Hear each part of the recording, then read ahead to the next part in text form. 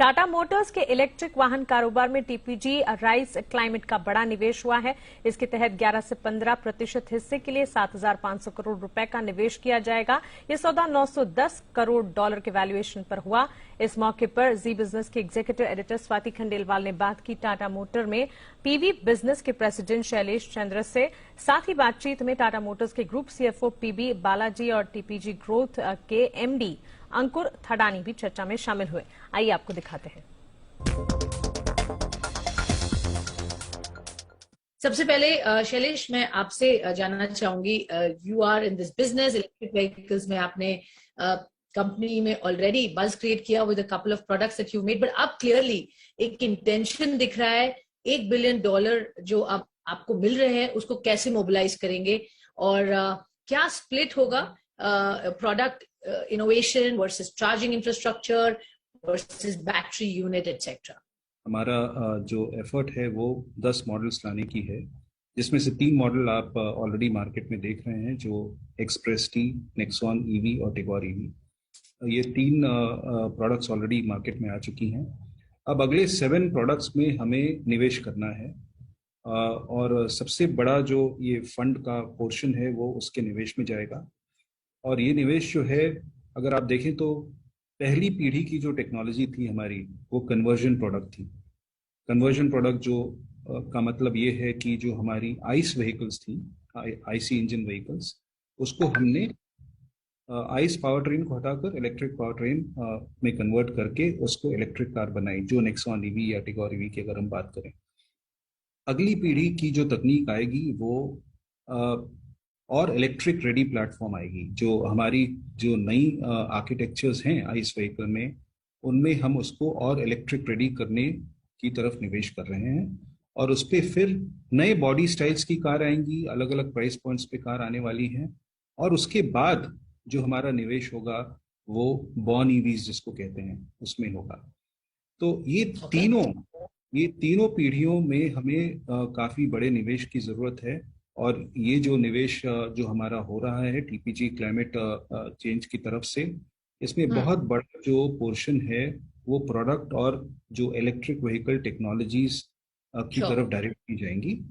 कुछ पोर्शन जो है वो लोकलाइजेशन में हुआ जाएगा, कुछ पोर्शन जो है वो मैन्युफैक्चरिंग कैपेसिटी जब हमें जरूरत पड़ेगी उसमें निवेश करने की जब आवश्यकता आएगी तब हम करेंगे।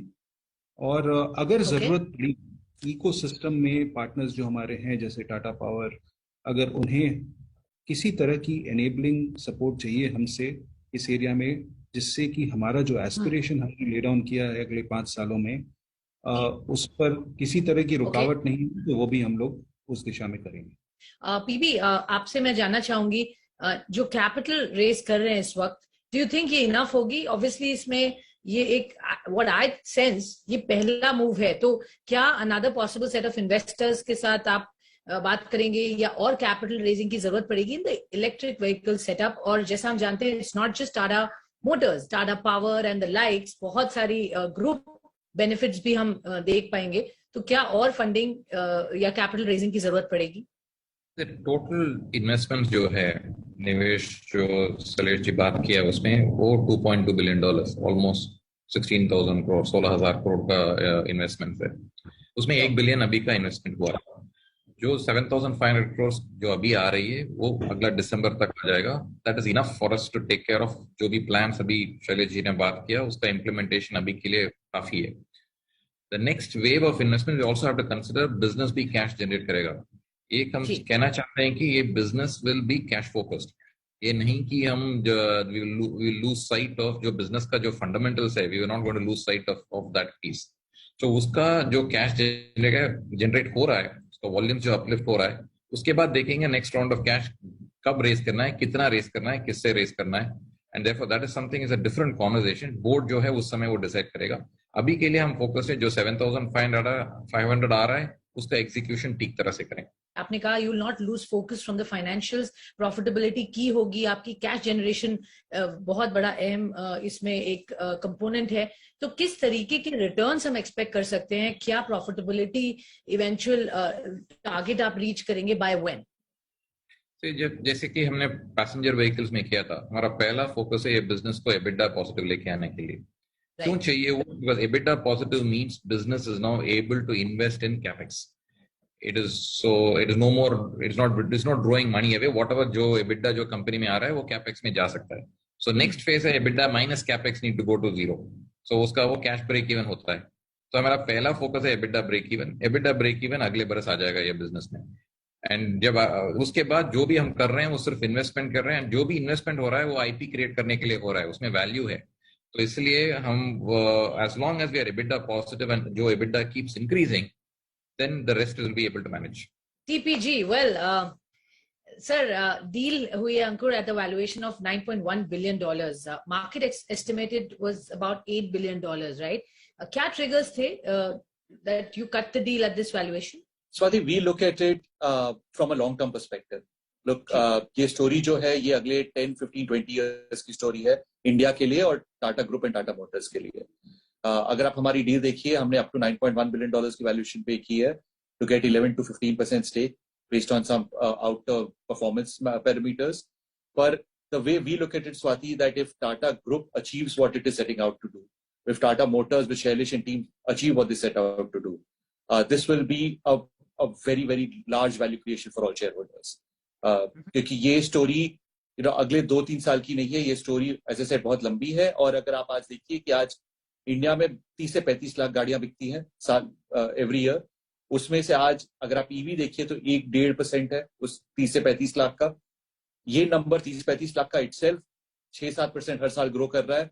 और ईवी पेनिट्रेशन अगर गवर्नमेंट का आप विजन देखिए तो कह रहे हैं 30% पेनिट्रेशन 2030 तक. हमारे हिसाब से डबल डिजिट पेनिट्रेशन तो आप हम कह सकते हैं कि बड़े कॉन्फिडेंस से हो जाएगा. तो आज जो 1.5-2% पेनिट्रेशन है वो डबल डिजिट पेनिट्रेशन होगा. तो अगर आप ये नंबर्स लगाएं तो this is a very large opportunity for the Tata group to go after. PP, last question, कैसे रिएक्ट करेंगे with the way the markets have cheered this? आपका stock is price is really up there, 500 levels cross किया है. All the brokerages have given a big thumbs up, re-rating of a sort हुआ है.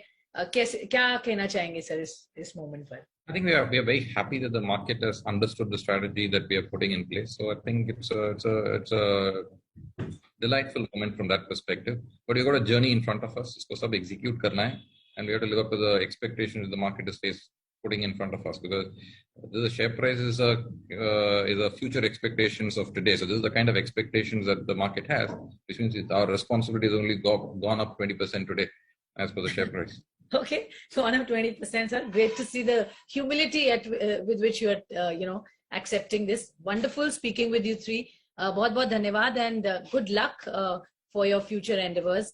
Thank you very much. Thank you. Thank you, Swati. Thanks, Ankur. Thanks, Shailesh, and thanks, PB.